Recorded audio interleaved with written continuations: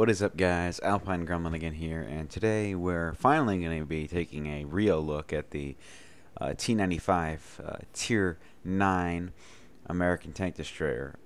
I did my other video on it just because I wanted to show you guys that I actually had it and what I was able to do with it so far, but I've played far more battles with it. I believe it's over 100 at this point. Let me check. Yeah, T95, I got 147 battles in it. So I feel like at this point I've pretty much worked out what you need to be successful in this tank. This is obviously the Tier 9 American Tank Destroyer, one of the two. The other one being the T30. And after it leads to the T110E3, which I am steadily working my way towards. So what is, most people, I personally I'm not too fond of turreted TDs. I'm not sure why. It's just something about, I guess it's because of the gun handling of the non-turreted American tank destroyer line. It seems like that all the turreted American TDs have some really crappy gun handling. And they definitely get the worst of it, even though they have very similar, even though they might have the same guns. It seems like their guns just aren't as reliable and they aren't as accurate. But I guess that's the price you pay for paying for having a turret, like a turret. Now, obviously there are a lot of disadvantages associated with playing a non-turreted TD like this. Obviously, you have to move the whole hull to engage targets, and you are prone to flanking, especially something as slow as this. Now, the T95s, what are its disadvantages? Well, again, first of all, it's terribly slow, and because of that, you got 13 kilometers per hour is your top speed limit on a good day. If the ground isn't completely crap, you could be going 7 kilometers per hour, 6 kilometers per hour, depending on the terrain and what kind of an incline you're on. This thing, sometimes it can't even make it up certain inclines because it's just too heavy. It's only got 510 horsepower. It's got a Tier 6 engine powering an 88 ton machine, the way I have it kitted out anyway, but it can weigh as much as 92 tons. So it does not have a very good horsepower to ton ratio, so it's slow to accelerate, and it's slow in general. It only has 18 degrees of traverse, which means that this thing is very susceptible to being flanked. It's a tank that is very much dependent on its team, and for that reason, it's one of those tanks where you really don't have an average game in this thing. As I said when I looked at this for the first time, it was something that I noticed very early on. Three things will happen. Either one, you will destroy everything in front of you. Your team is just barely capable enough, and you come up there, you push the momentum, and you just kill everything. Then you have the other type of scenario where your team is so good that they just kill everything ahead of you, and by the time you even get midway through the map to try and help, well, the battle's already over, your team's already won. Or the third option, you start driving to a flank, your team completely just disintegrates before you even arrive, and then you get to the flank and you're left completely alone against several enemies. As you saw, if you guys watched the first video I did on this, that's what happened to me in the second gameplay snippet. So that's what you can expect in this. Their consistency is not really this thing's strong suit in terms of battles because of its speed. And because it's so dependent on the team in most cases, which, as we all know, can be incredibly inconsistent, then you get mixed results in this. I like to think that I do pretty well in this. Well, first of all, the gun and the armor are its main advantages, because it's got to have something, obviously. 305 millimeters of frontal armor. That is incredible. That's pretty much, I believe that's the highest armor overall thickness just without even before angling in the game. And apart from that, this area here is just so well angled, it's not even funny. The mantlet is even more so. That mantlet is incredibly thick. You will bounce pretty much anything that gets thrown at the front of this thing. There are weak points, however. As small as they may be, they are able to be hit. These two hatches here, the commander's hatch, and I believe it's the loader's hatch or the gunner's hatch, either one. But the commander's hatch and the loader or gunner's hatch are weak points. Now, it's important to note that these things are about 192 millimeters thick, so they are tough in the of themselves. But remember, they're nowhere near 305 millimeters thick. So most guns, tier 8s even, and tier 7s in some cases, will have the penetration to go through these.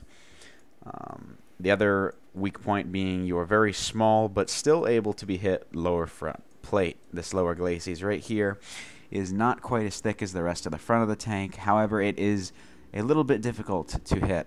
Most people will just go for these. Now, there are ways to overcome these. When you're driving this thing, obviously it's not very mobile, but you can still jink it back and forth. You can wiggle it, do the T95 shuffle, as I call it.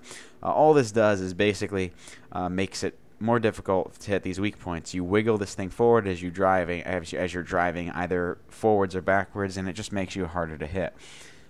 In some cases, their shells will go low, they'll bounce off here and stuff like that. If you see them aiming at your lower plate, which is in some cases can be a more reliable weak point to hit than these. If you see them aiming at your lower plate, turn your tank to the left or right to an angle about like this. Because what this does is it covers up the lower plate, and instead your tracks will eat it, your spaced armor here, because this is all spaced armor here. This spaced armor will eat the shell, and you can avoid it going into your lower plate. However, you do have to time it right if they're going to shoot and take that shot. Otherwise, they might hold their shot and instead aim for one of these hatches. So like any tank angling, it's a balancing act, and you need to really watch out for when you need to look at where enemies are aiming. Now, if they're aiming at these hatches, there really isn't much you can do except wiggle and hope that they miss their shot. Now, remember, they are small targets, but they're not impossible to hit, so you will definitely at some point get penetrated here. However, this tank is something that even tier 10 tank destroyers, you can give them a hard time if you play it right and you don't overextend yourself and things like that. Now the gun is 155 millimeter. Now the T30 gets the same exact armament, but this tank, as kind of penance for the T30's penance for having a turret, is that this gun is nowhere near as accurate. Now, I don't have a T30, but I've watched a lot of reviews on T30s, and I know people like Volker, they have T30s. How inconsistent the gun is in its performance. It's almost ISU and Object 704 BL10 inconsistency.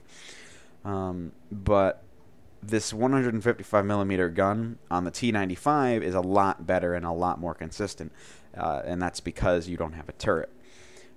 So you get 3.28 rounds per minute. That's approximately 15.44 second reload. Not bad. The T30s, if I'm not mistaken, is a couple seconds more than that. You get 276 average penetration with regular rounds. If you use gold, you get 320. 750 average damage, which is a very healthy alpha for a tier 9 TD. 0.38 accuracy is not the most accurate gun out there, but it is certainly better than the T30s and the Soviet counterparts. 2.5 second aiming time is probably the best thing. And the good thing about this is that it actually goes so slow that you can actually shoot on the move in this thing. In my opinion, that is a viable option. Because you just don't move fast enough for the aiming reticle to really kick up so much. Now, obviously, if you want to make those precision shots, I would recommend standing still. But if you know you're going to penetrate them basically wherever you can, and it's important that you keep moving because either there's artillery or they're trying to shoot your weak points, then just move and shoot, because honestly, you do not get knocked down too much in terms of accuracy because this thing is just so slow. So that's what this thing is good at. And its role on the team is to take hits. Nothing breaks a stalemate better than a T95. Especially going down choke points like on Pearl River and things like that, the north choke point. People really, especially newer players, do not know how to engage these things. Now, when you come up against experienced people that know where to shoot you, that's just a fact of life, because obviously there are people out there that know how to take you on. But you can make it more difficult for them by angling and wiggling your tank like this. This stuff right here, this armor's so thick that it doesn't even really matter if you kind of flatten out the angle to them like this, unless they have a very high penetration gun.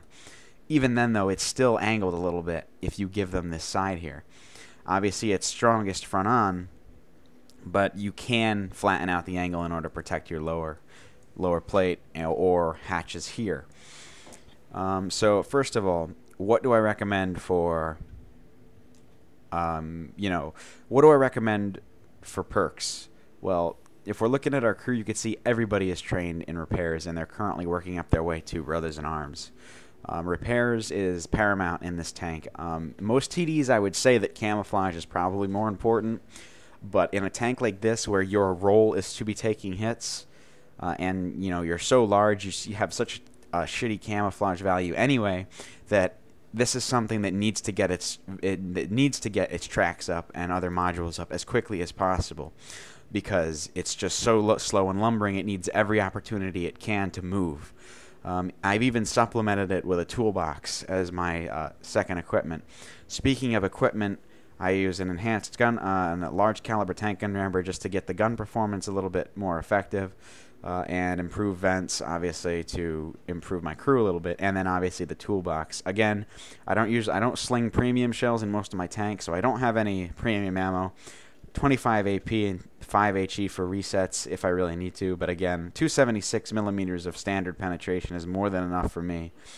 And small repair kit, first aid kit, and I had a bunch of automatic fire extinguishers laying around, and this is a tank that I really need to focus on, combat rather than that kind of thing. So automatic fire extinguisher. I had a lot left over from events and stuff, so I figured I'd use them on this tank. And it is a big help because this thing does get set on fire frequently. Now, one more thing before we show some gameplay is this armor here is incredibly well angled, and even tier 10 medium tanks and things will actually bounce shells off this. Now, if they shoot you in this area here or in this area, chances are it's going to go through. This is deceptive because right over here is spaced armor and tracks, which also act as spaced armor. If you shoot a T95 here, it's probably not going to go through.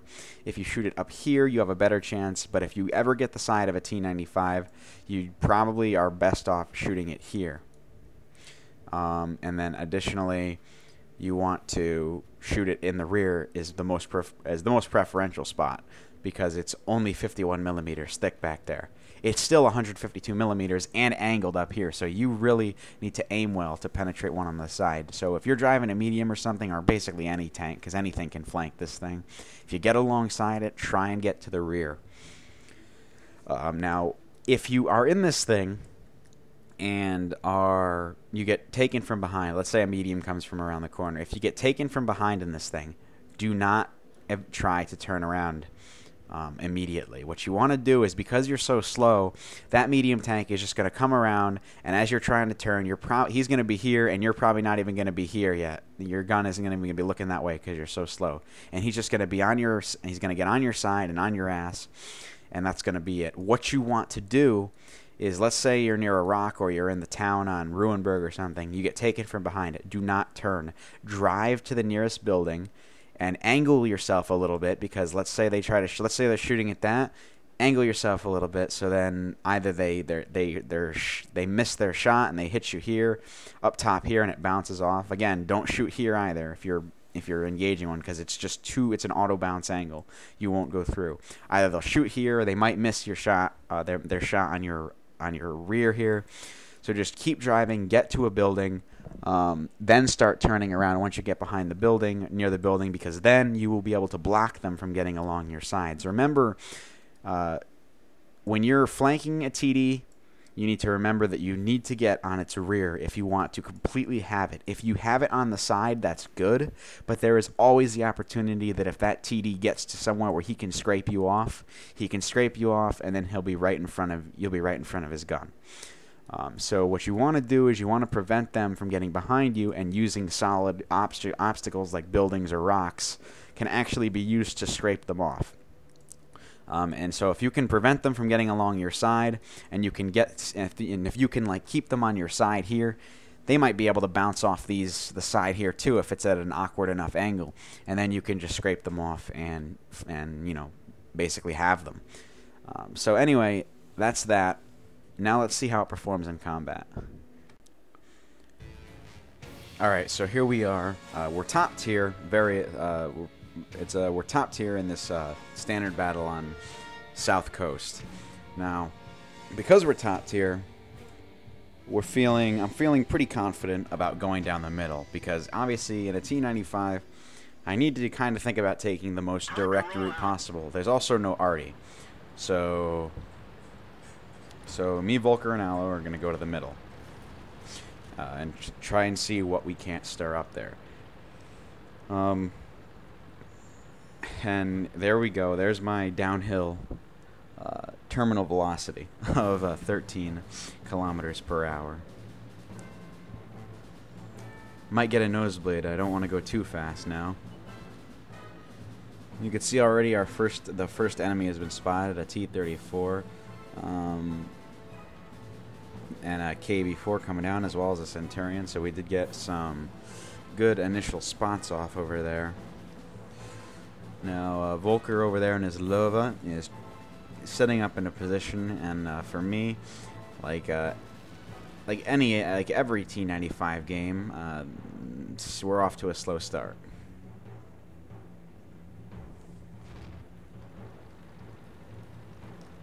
So I figure, well, Volker's taking some fire, Owl's pinned down over there. So I'm going to try and put some fire on the Centurion, even though I don't have a shot on him.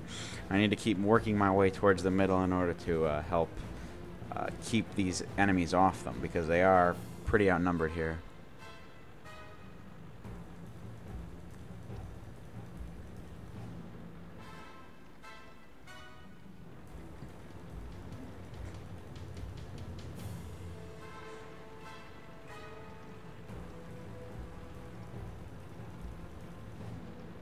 So no luck on that Centurion right now. So I am gonna try and help Owl with these T-34 and T-32 over here.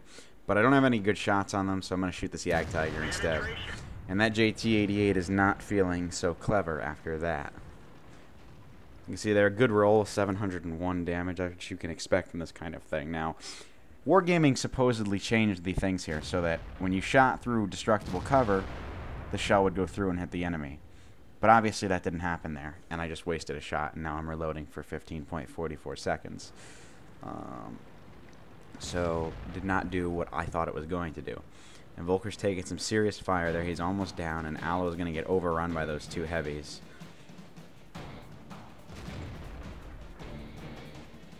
You can see there's medium tanks putting fire on them over here from the hill, because the guys here are not putting enough pressure on them here.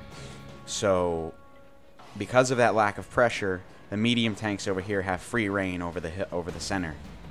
So I'm trying to put some supporting fire on these T-34s over here, but he backs up behind cover. I fire, perfect shot at the rear of his turret, and it goes low and hits the ruins. So unfortunately, Aloe is pinned in between these two heavies, but I noticed that there's a T-32 coming on my flank. That is the more pressing threat to my survival, so I need to go after him. Not sure how much longer those heavies are going to be occupied over there. You can see Aloe just got killed, so I need to push this guy. I need to be aggressive and take him out. I track him and set him on fire. He does not use his repair kit, his fire extinguisher, but he does use his repair kit. So I push up against him to prevent him from getting around me as easily. I got to take him out quick because the T-32 is coming on my flank as well. I also have that T-34, that second T-34, covering fire for them. So what I should have done here is I should have backed up a little bit further behind that piece of cover in that building there, but I don't want to. I want to make sure I can lock this T-32 in position in front of me. However, from the T-34's elevated firing position, he can put shots onto my... it effectively unangles this 152 millimeters of armor. So he's technically shooting down on me, so he can easily pen me there. Luckily, those other guys on the hill aren't paying a whole lot of attention to me either. They have their own priorities here in the town with all of our heavies there. So T-32 is bouncing, but the T-34 is not. The loader bought the farm. We can't reload as fast. So I take him out. Enemy armor is destroyed. And the T-34 retreats back into cover, but gets taken out by our IS-6. Well, one of our IS-6s anyway. So I see that these medium tanks, well, hang on. First of all, I see this guy with his with his ass exposed here. So I clip his side, and he disappears, but I get the confirmation of the kill. Now, I need to go do something about these two medium tanks right here. So I start heading over that way. But I don't know what I was thinking here, because these guys are obviously... I should have paid a little bit more attention to the map, because they're obviously going up here through the back to their base. So I should technically be staying around in this area in order to help provide supporting fire when they come back down around, because I know that's where they're going. And remember, you got to pick your path and your flank wisely in this, because you do not have the speed to really adapt to the situation, to a dynamic battlefield. Now you can see on my side there where the spaced armor ate a lot of those shots. Remember, do not shoot the armor skirts, because they, unless you have a very high penetration gun like tier 10 gun, most cases it'll just get eaten by the spaced armor.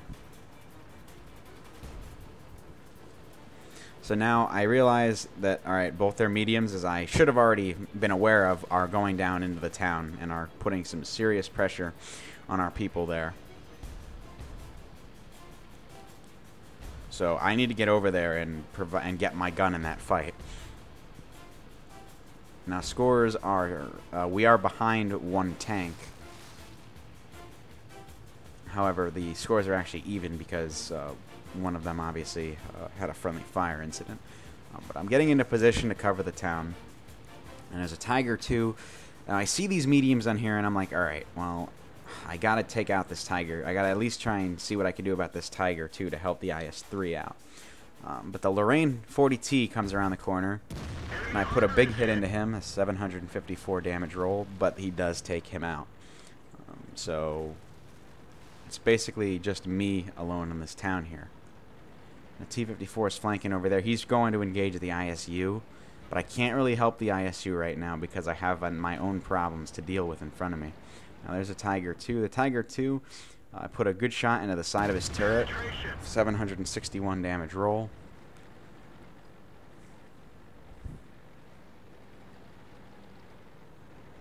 Now, I don't know what this little awful Panther was doing, but I'm not worried about him. I want to take out that T-54, because that T-54 was the most likely to flank and basically could have killed me. So now that that's taken care of, I need to kill this awful Panther because he's spotting me for the Tiger 2, who did actually pen me there. So I'm angling myself. I mean, there's nothing. He can't really pen me anyway, but with that gun, no way. There was really no... I really didn't even have to pay attention to him, but if he got alongside my rear and got a shot at my weak rear armor, then I would have been in trouble. But anyway, match is pretty much over now. I finish off this Tiger 2. We're on cap, and one more kill, and there's a Top Gun. They're knocked out.